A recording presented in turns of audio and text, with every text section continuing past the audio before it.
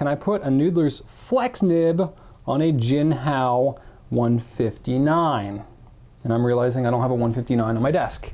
And I should probably have one, so let me scoot on over here. Here's a 159. It's a big honker.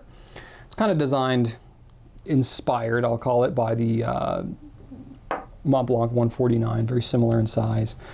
So it's got a number 6 size nib. So yes, you can pull the nib and feed out with relative ease. The Noodler's Flex nib is a number 6 size, but it doesn't fit super great into the Jinhao. Just got to be completely honest with you. I've had a lot of people that have tried and had some issues. And honestly, it seems to be that the biggest issues is the curvature of the nib is slightly different.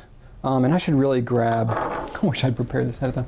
Let me grab one. At least I have all my pens right here, right? Like, just give me a second here.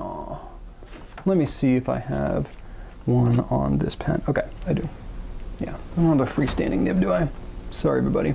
Okay, so let me pull this out of here if I can get it easily.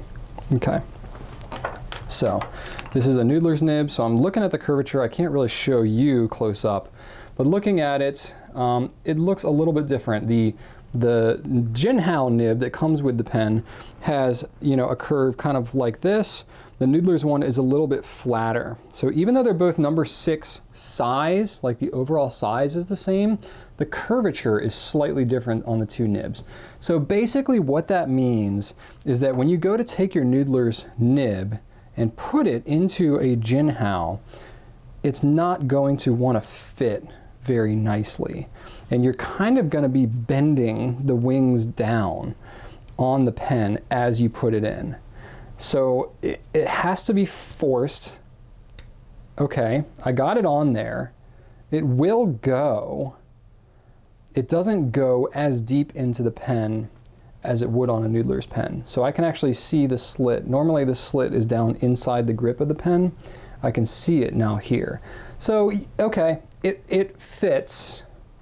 It's in there, but I know from a lot of other people's experience of having done it that the results can be mixed as to how well it actually writes. Because the curvature is not quite the same, when you put it in, it does need to go into a specific placement inside the pen. There's like a cutout where the nib goes that fits in here. It can be essentially kind of jammed in there like I just did, but I've not heard great consistency in terms of how it writes. Some people, they say it writes okay and they can do it. Other people, they say it's just problems left and right and they are not able to do it. Now I will say, if you are able to get it in there okay, like I did here, and I go to use it, it'll probably write okay for a little bit, but it's not going to be as consistent as it would be in a Noodler's pen, mainly because the feed on this pen is not designed to keep up with the flow that's required for this pen, for this nib, sorry. So it fits in there, it can work. You may be able to flex it in kind of short bursts, especially if you've got a good amount of ink in the pen and it's flowing nicely, but really you're gonna have a hard time keeping up with it. So ultimately where I land is the Jinhao 159 is a $12.50 pen. You can get a Noodler's Flex nib for a couple of dollars.